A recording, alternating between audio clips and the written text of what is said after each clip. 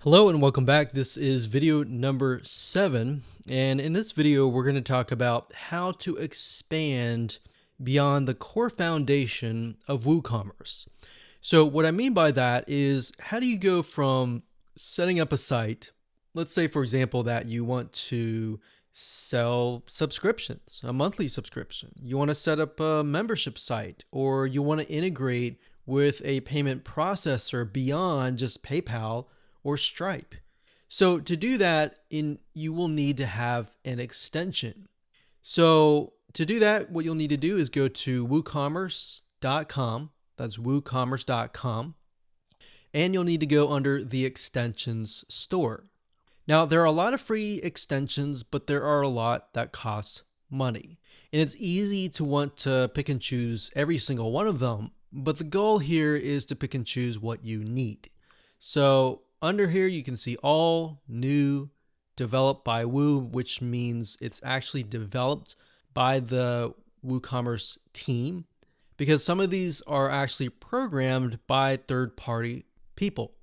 We have enhancements such as cart, checkout features, merchandising, product page features, search and navigation, and international. We've got marketing, email marketing, multi-channel marketing, promotions, reporting, and social media marketing. We've got payments in terms of fraud detection, in-person payments, off-site, on-site, pre-orders, subscriptions, and more. So a lot of people tend to run subscriptions. So we have product type, shipping, store management, and subscriptions. So subscriptions has its very own category. So I'm going to open this in a brand new tab. But if we click on all, you'll be able to see all of the extensions. So as we can see here, it says Stripe accept all major debit and credit cards. So we actually have this. And if we scroll down, we can see the most popular are subscriptions, bookings, and memberships.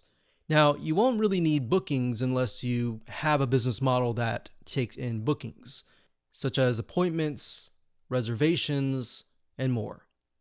Now, if we scroll down, we have things like Facebook. We've got Amazon Pay as a payment processor, Square, PayFast as different payment processors. We've got reporting like Google Analytics. We've got ShipStation, which is a type of software that allows you to ship out physical products and automate that whole process. So if you're dealing with physical products, you could do that. We have MailChimp. So as you can see here, there are a lot of different extensions that you can buy, but the goal here is not to get lost into them, but to figure out what you really need. So if we're trying to set up a subscription, what I would do is up at the top, I would type in subscription. Now, there is already a category over here on subscriptions, but I just want to show you as an example, if you do a search, you'll get an idea of what extensions actually relate to what you want. So you can enter a different keyword that fits you. So we can see subscription downloads, newsletter subscription, Aweber, subscriptions gifting. So for example, if you want to set it up so that people can buy like a voucher or a gift subscription and give it to somebody else, that's actually a really good idea. We've got other payment processors, and we got Zapier. And we'll talk more about Zapier in the next video where we talk about automation. So Zapier is a platform that allows you to automate a lot of WooCommerce or WordPress tasks. And we'll talk more about other plugins that we have tested that work really well that fit that description.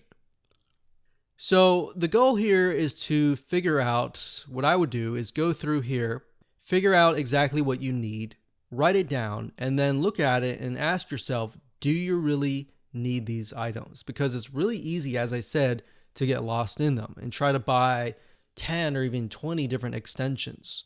So start with the basics and then branch off from there. Now, if you go under marketing, this will actually help you expand your business in terms of marketing, like social, and it'll help you get more traffic back to your e-commerce site. Now, you can also find other WooCommerce extensions if you go to google.com and search for that. But what I would say is to try to stick with the ones here first before you try other extensions. And mainly because WooCommerce and their team, they do a really good job in terms of vetting and trying to figure out what extensions are actually legit and which ones are rated well and provide really good customer service. Because to get embedded into the directory, they're not just going to accept everyone. All right.